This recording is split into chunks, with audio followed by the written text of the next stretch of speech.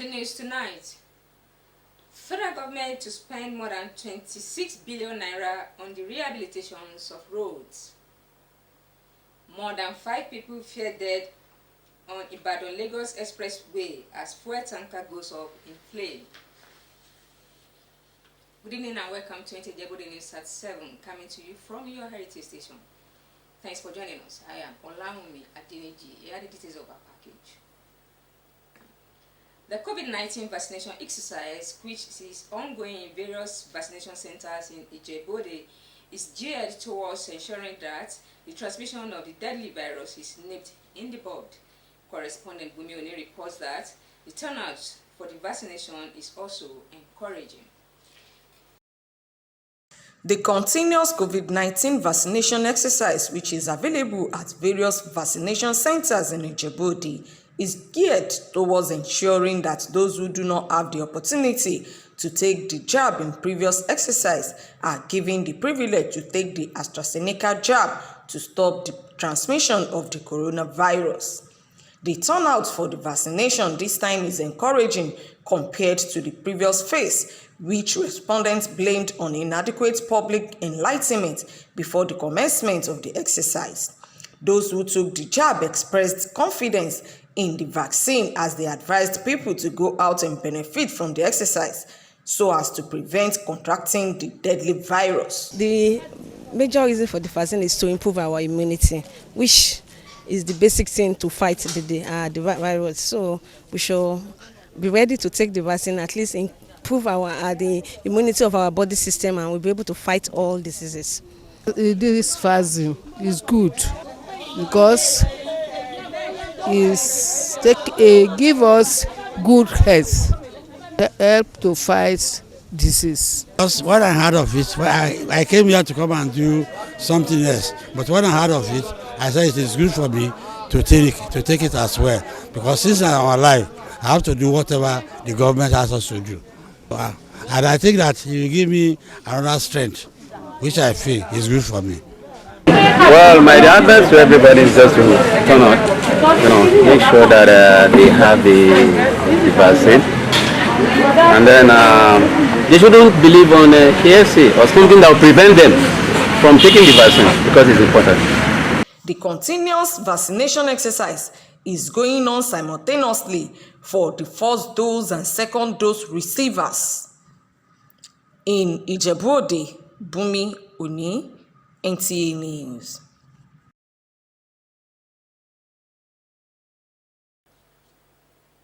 The federal government will be spending more than 26 billion naira for the rehabilitation of the Nsukka Road, an 84 kilometers road linking Kogi and Enugu states. Also, the Federal Capital Territory Authority got the backings of the Federal Executive Council in the steps towards reducing traffic congestion on roads in the FCT. SEDA's correspondent Gideon Ifade asked more on this and other decisions taken at the Federal Executive Council meeting, which was presided over by President Muhammadu Buhari. Ministers whose memoranda got approval of the Federal Executive Council are the Minister of Works and Housing, Babatunde Raji Fashola, Federal Capital Territory, Mohammed Bello, and Minister of Interior, Rauf Aregbesola, as well as Minister of State for Education, Chukwuemeka Nwajiuba. A draft bill for the establishment of a Federal University of Health Sciences was approved and is to be cited in Otukpo, Benue State. So the Minister of Works and Housing, who presented 2 memos, the Council approved the request to appoint a consultant to undertake the supervision consultancy for the construction of the Bodo-Boroni Road and Bridge, previously awarded by the Council. We now have a consultant helping to supervise what the contractor is doing. The supervision consultancy was awarded at the sum of 895,250,000 naira. Minister of Interior Rauf Aregbesola also got approval for the 2 memos he presented to the Council. Memo to the Federal Executive Council seeking approval for a bill for now to repeal the Immigration and Prison Services Board Act Cap 12, Law of the Federation of Nigeria, LFN, 2004. and equally sought the approval for the enactment of the Civil Defense, Correctional, Federal Service and Immigration Services Board, CDCFIB. Minister of Federal Capital Territory Mohammed Bello says the demolition of illegal structures will be a continuous exercise without compensation for all those who contravened the authentic plan of the federal capital. FCT Minister Mohammed Bello says measures are being taken to ensure adequate protection of lives and properties. In the State House, Jide Onifade, NTA News. Meanwhile, the federal government has approved the creation of 3 more offices of executive directors and appointments at the Federal Housing Authority. This, the Minister of Works and Housing says, was in consolidation of moves to reposition the Housing Authority in line with ongoing efforts towards providing affordable housing to Nigerians. Abdullahi Muhammad completes the report. The Federal Ministry of Works and Housing has in the last 1 week opened up a transparent process of selling 5,000 homes to Nigerians. The houses spread across 34 states and the FCT.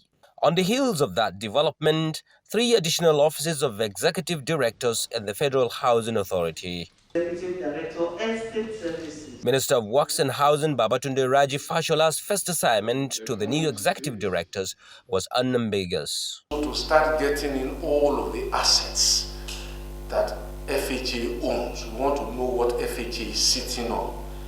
It is possible that FHA is probably the richest and the biggest housing corporation in Africa.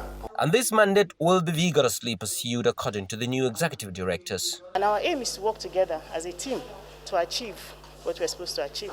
The repositioned Federal Housing Authority is not only expected to build more affordable housing, but identify and rehabilitate the existing ones. In Abuja, Abdullahi Muhammad, NTA News. No fewer than 5 persons today lost their lives following an explosion by a tanker laden with petroleum products at Ogiri axis at the Lagos-Ibadan Expressway. According to Ogun State Sector Commander, FRSC Ahmed Umar, the cause of the accident could be attributed to wrong overtaking by the petrol tanker with a moving truck. The collision, which resulted in the spilling of the content, later caused inferno, while other vehicles on the road were subsequently trapped. The FRSC boss in Ogun State also confirmed that 5 persons were burned beyond recognition and their bodies have been deposited at a morgue in Ipara.